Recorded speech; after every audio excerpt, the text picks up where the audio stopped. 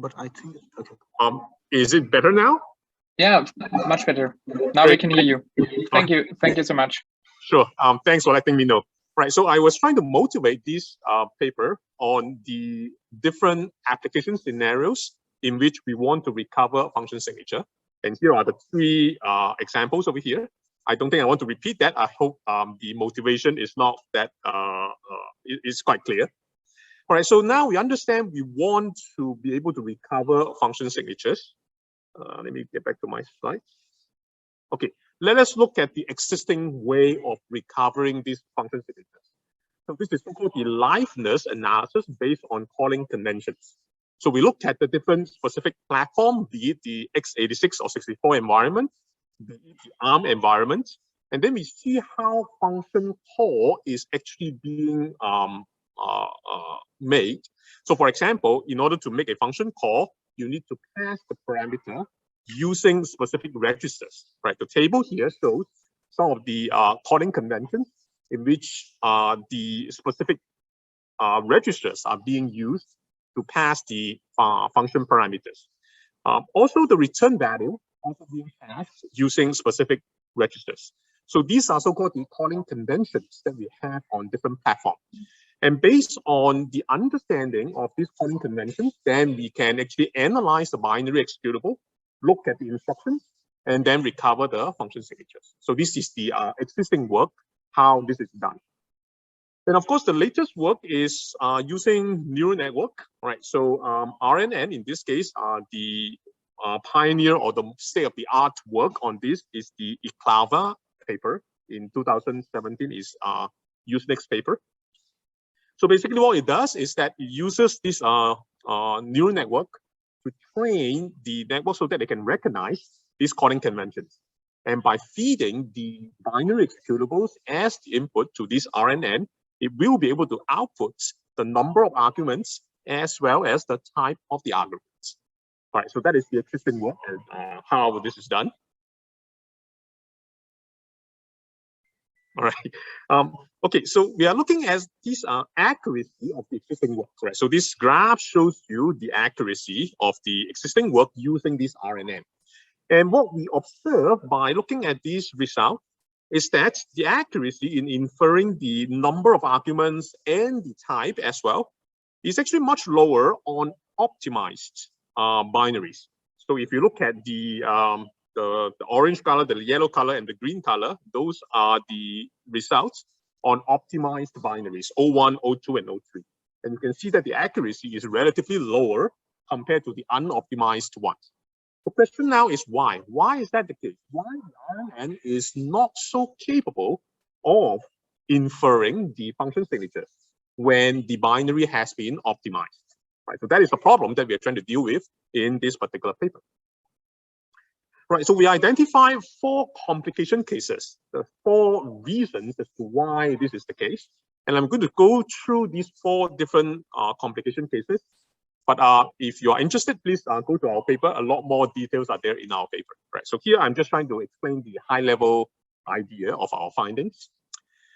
The first finding, missing argument reading instructions. Right, so when optimization is enabled, the access of an argument can be in another function, which means that, okay, in the particular function that you are analyzing, you actually do not find those instructions that access the arguments.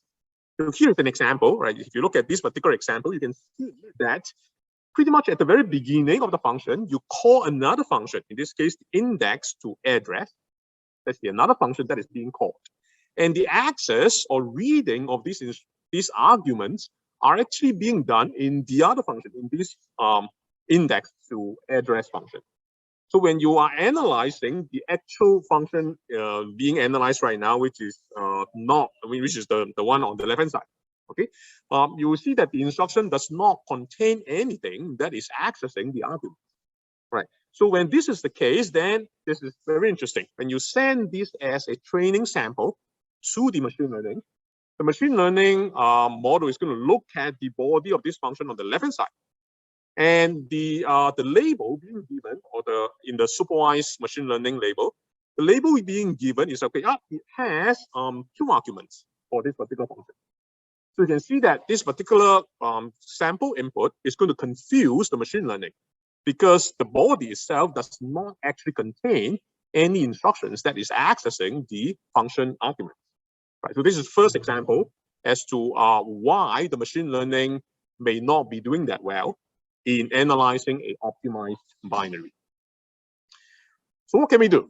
Right. So I'm just going to give you some high-level idea about how we solve this particular problem. We make use of the static analysis to find this relationship between the two functions in this case first.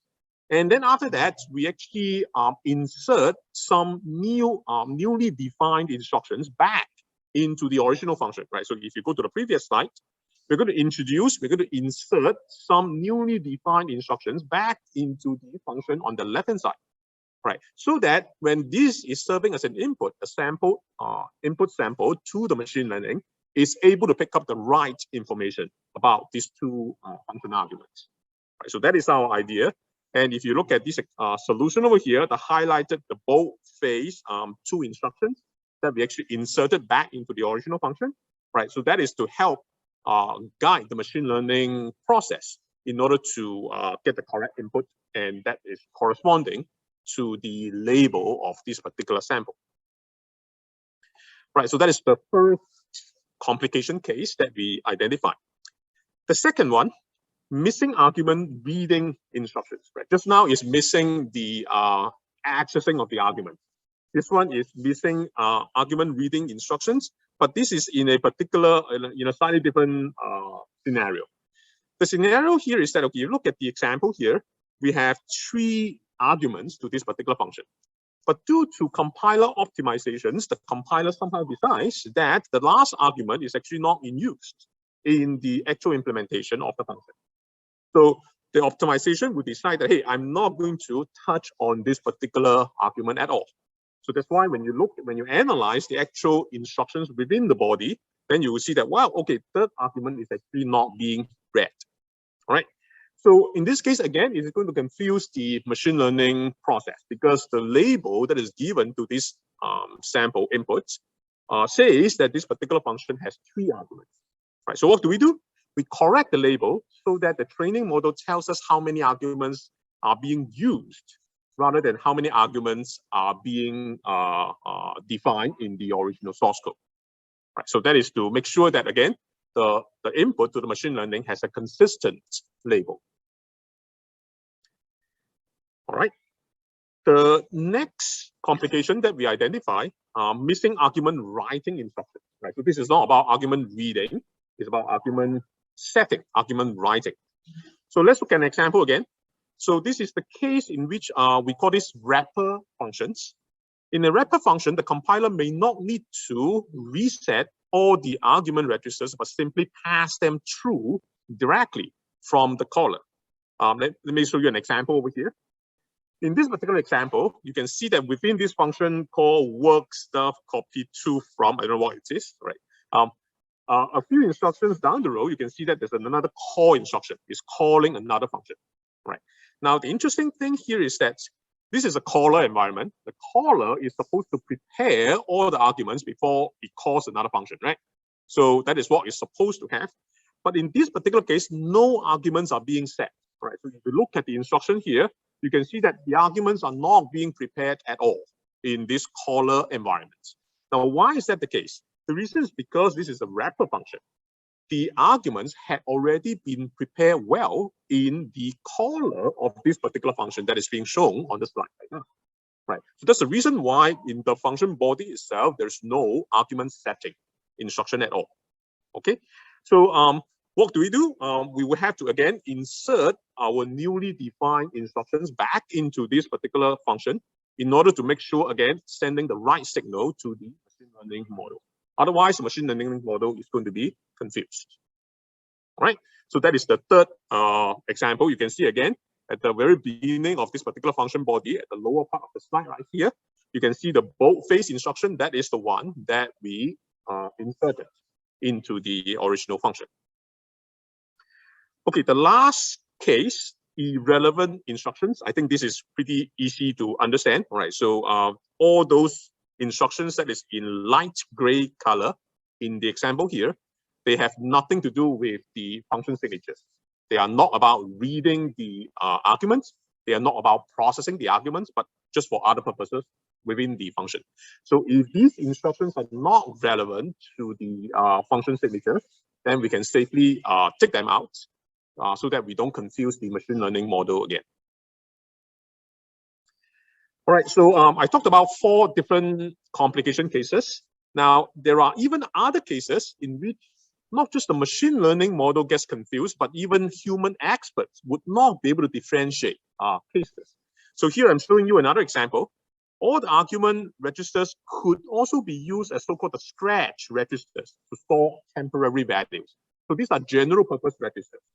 Usually they can be used to pass parameters as the function signature signals, but sometimes they can also be used for other general purposes to store temporary values. Here I'm showing you 2 examples, right? I mean, one example with 2 different functions, okay? The function on the left-hand side, ESI is actually being used to pass a parameter, right? On the right-hand side, ESI is being used to store a temporary value, right? So that is the ground truth. But if you look at the instructions themselves on these 2 functions, even human experts would not be able to differentiate them, right? So they look pretty much the same, right? So how can you expect a machine learning to be able to pick up that particular information either? So that is so-called indistinguishable cases that we also managed to identify on the optimized binaries. All right, so in this particular case, what we can do is we will configure the machine learning to output the top 5 prediction results rather than just the number 1, so that we actually has a higher chance of picking up the correct outputs.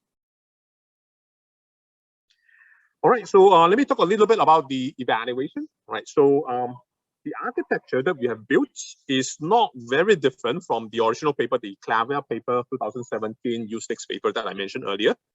There are some subtle differences. For example, we have a finer grain kind of identification on the type of each function parameters.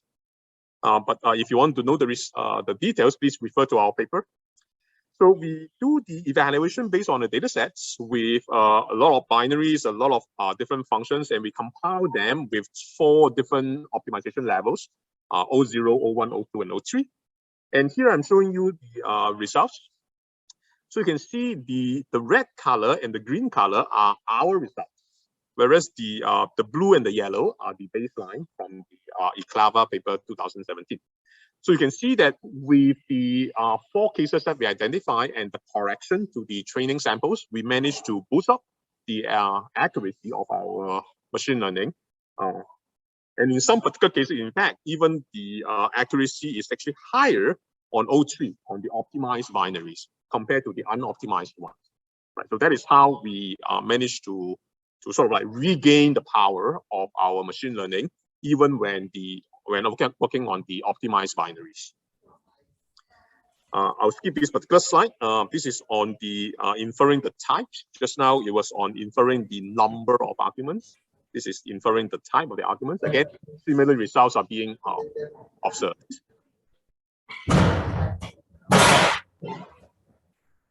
Okay. Right. So I think this is my last slide. All right.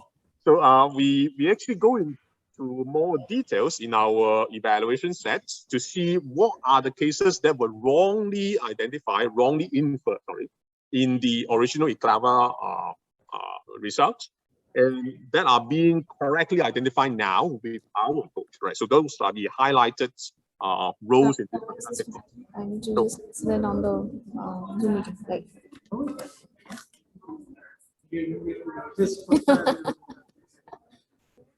I think it's a signal that I'm running out of time, right? So I'm going to conclude my talk today. So we identify a big set of binaries and then do our experiments on focusing on the optimized binaries. We managed to identify 4 complication cases and find out why these complication cases are making the neural network a little bit more difficult in recognizing or inferring the function. And then we propose the corresponding fix in our new machine learning model by incorporating this domain-specific knowledge into the machine learning process. and we observe improved accuracy in recovering the function signal. Right. With that, I'll be ending my talk, and I'll be happy to take questions.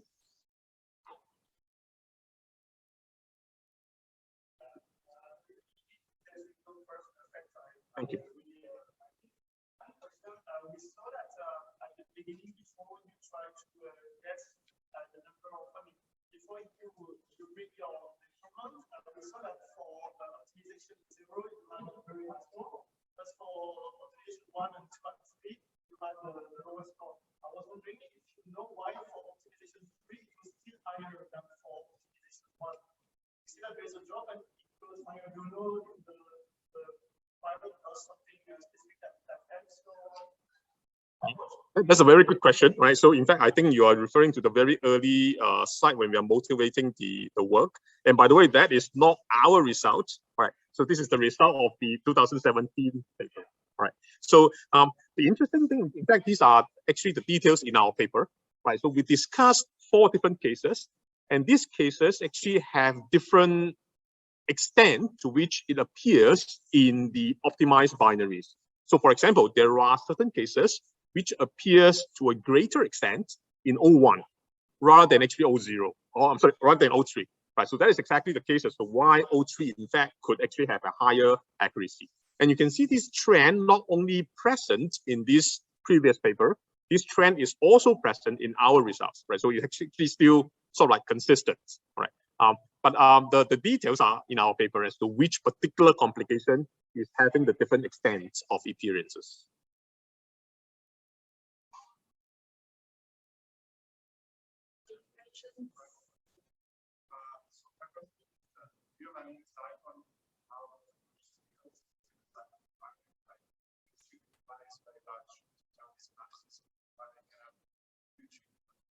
Okay. Yep. Good question. In fact, the approach does not have a problem of scaling to bigger binaries. The reason is because the input to the machine learning is actually the instructions of a particular function, right? So even if your binary is huge, right, for recognizing the signature of a particular function, we only take, in fact, this paper only take the first 500 instructions of that particular function.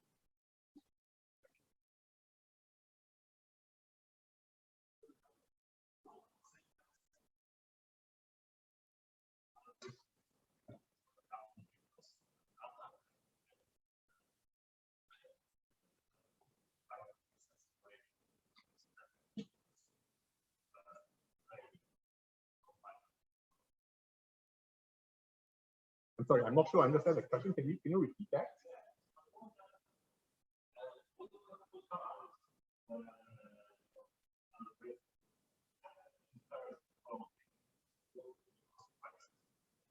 So that is actually back to the motivation part of the talk here.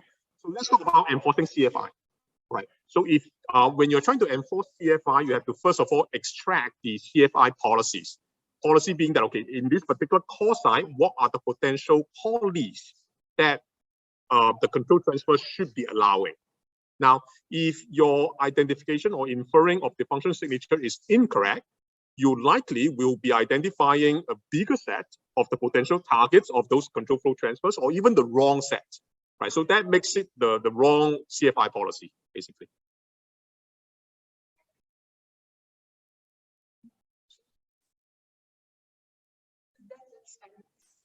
Thank you.